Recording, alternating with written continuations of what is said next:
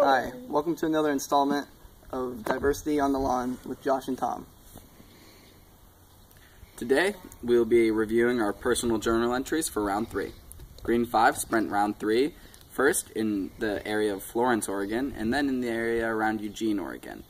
Today, we will be discussing the element of diversity on a socioeconomic level.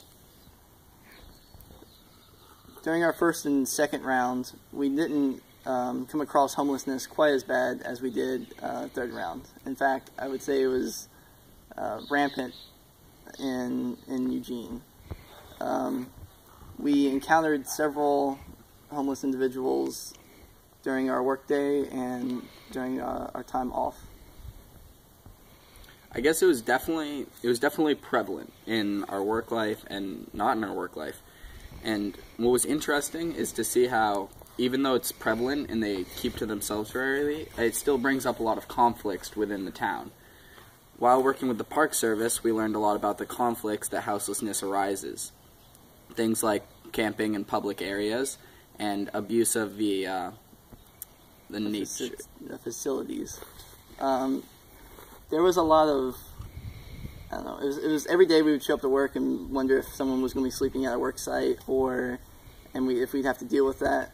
Because at one point we were painting shelters, these nice little outdoor shelters, and that was a favorite spot for individuals to camp and sleep at. So on a couple of occasions we showed up and kind of had to awkwardly ask individuals to leave so we could continue with our work. And the town went about dealing with those situations differently from how I would have dealt with it. I think the idea there is to kind of embrace it and really try and change the whole idea of looking at homelessness or houselessness. Just to clarify, the very progressive nonprofits that are functioning out of Eugene right now hold houselessness forums where they actually speak with local houseless people to kind of learn about where things are coming from their perspective. And it's very interesting that they changed it to houselessness instead of homelessness because after talking with these people, they've learned that many of them are local to the Oregon area and that they still refer to Eugene as their home, but they just can't afford to live in a house, and that is how they end up in these situations. And the Parks and Open Spaces Committee actually refers to it as houselessness now. Yeah.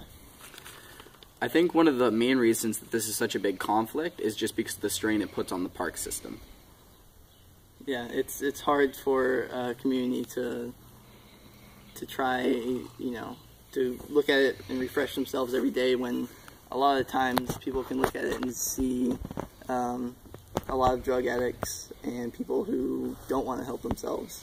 And it's hard to weed through those people and find the good people that are just down on their luck and need some help. And I mean, making that distinction is a gray area.